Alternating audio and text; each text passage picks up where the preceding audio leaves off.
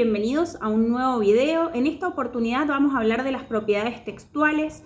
Este tema está vinculado con lo que hace a un texto ser texto o no serlo. No todo conjunto de oraciones, párrafos y enunciados puede ser considerado texto.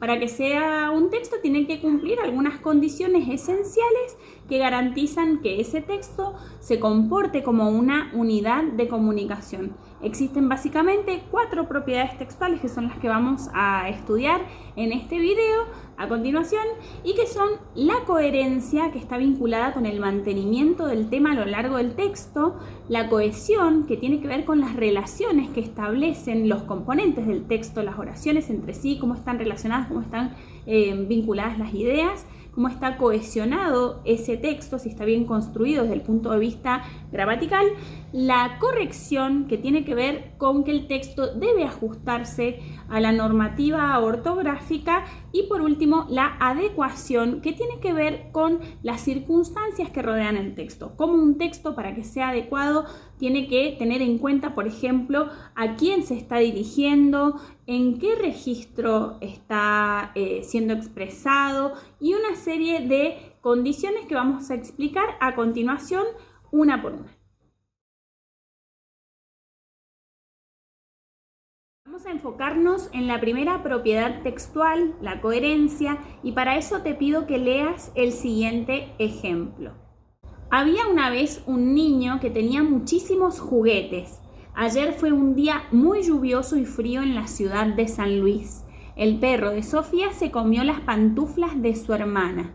Si nos centramos en este texto, veremos que en principio cada una de las oraciones no tiene relación con la oración que le sigue desde el punto de vista temático. Todas hablan de temas diferentes y ese es un problema de cohesión.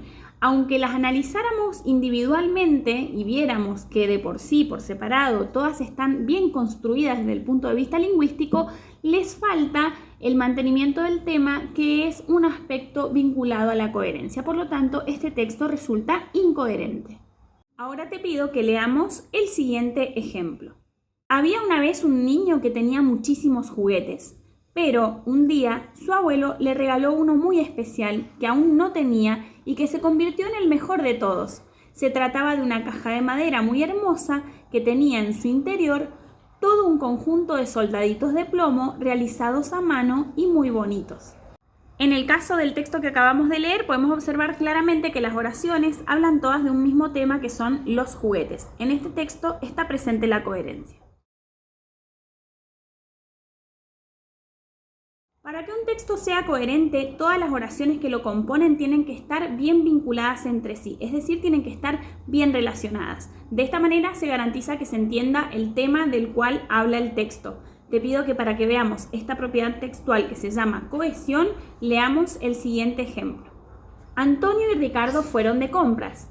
Él quería comprar una camisa y un cinturón. El negocio no tenía la que buscaba, compró uno café. Observemos con atención, en este ejemplo el texto carece de cohesión, porque si leemos la primera oración, Antonio y Ricardo fueron de compras, y tenemos en cuenta la segunda que dice, él quería comprar una camisa y un cinturón, no sabemos a quién se está refiriendo el pronombre personal él, si a Antonio o si a Ricardo. Además, dice, el negocio no tenía la que buscaba, compró uno café. ¿Un qué? ¿Un cinturón? ¿Quién lo compró? ¿De qué color buscaba el cinturón o la camisa? Bueno, en definitiva, este es un ejemplo sencillo donde se ve que la relación entre las oraciones no es la adecuada. Veamos, por favor, el siguiente ejemplo.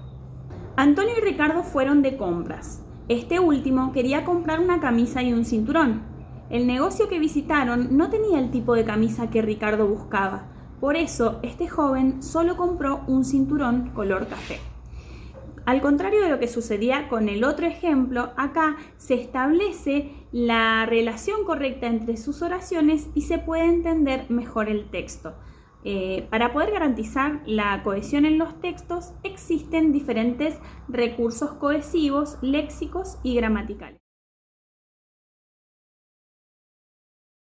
Dentro de los procedimientos cohesivos léxicos nos vamos a centrar específicamente en la sinonimia, en la repetición y en la hiponimia e hiperonimia.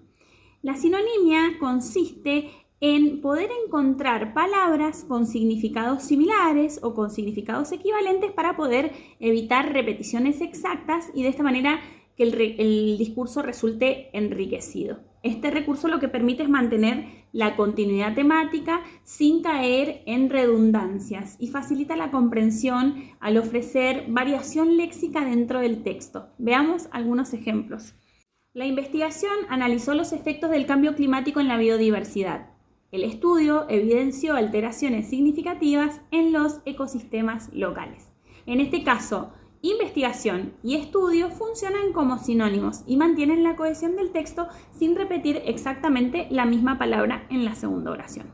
Otro recurso importante es la repetición, que es la que consiste en la reiteración de una misma palabra o de alguna expresión a lo largo del texto con la intención principal de garantizar la continuidad temática y reforzar la unidad semántica del discurso. Entonces, de esta manera se evita que se pierda el referente central o se diluya esa claridad en la comunicación.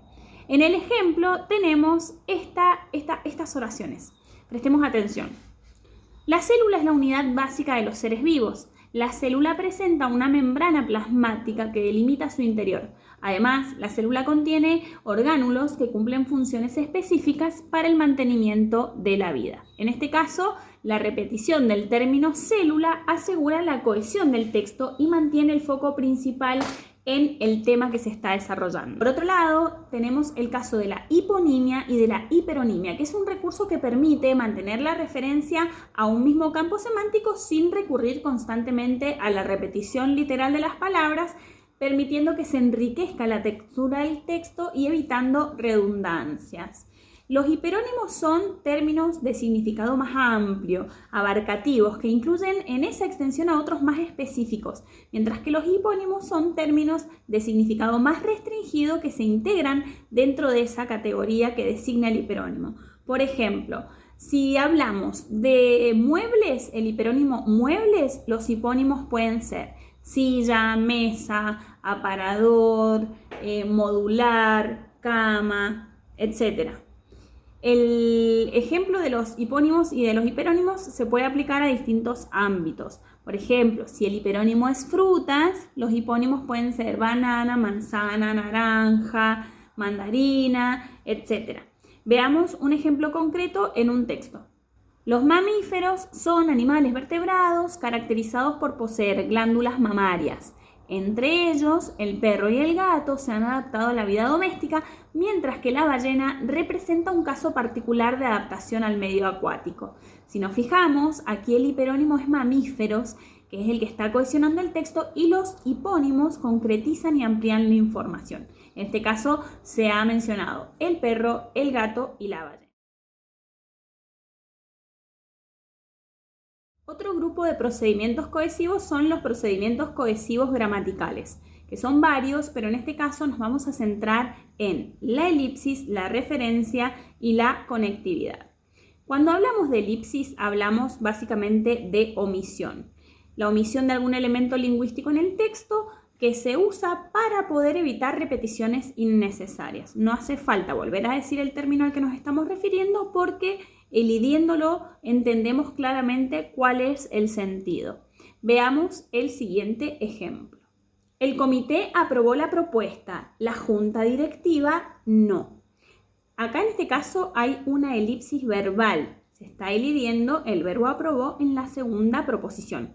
El comité aprobó la propuesta, la junta directiva no aprobó. ¿Sí? En este caso no hace falta volver a poner aprobó. Con que pongamos no, se entiende que se está refiriendo a la propuesta que no ha sido aprobada. Entonces se están omitiendo las palabras aprobó y propuesta en la segunda parte de la oración. En el caso de la referencia, lo que sucede es que se reemplaza un término por un pronombre, por un demostrativo o por algún relativo para evitar repeticiones innecesarias. Veamos el siguiente ejemplo. Ana aprobó el examen. Ella estaba muy contenta. En la segunda oración se sustituye Ana por el pronombre ella y se entiende que ese ella es una referencia a Ana que fue mencionada en la primera oración. Acá está ocurriendo la referencia. Finalmente, dentro de los recursos cohesivos gramaticales tenemos la conectividad. La conectividad se refiere específicamente al uso de conectores y marcadores discursivos, que son estos elementos léxicos que establecen una función de enlace entre palabras y entre ideas en función de diversos criterios.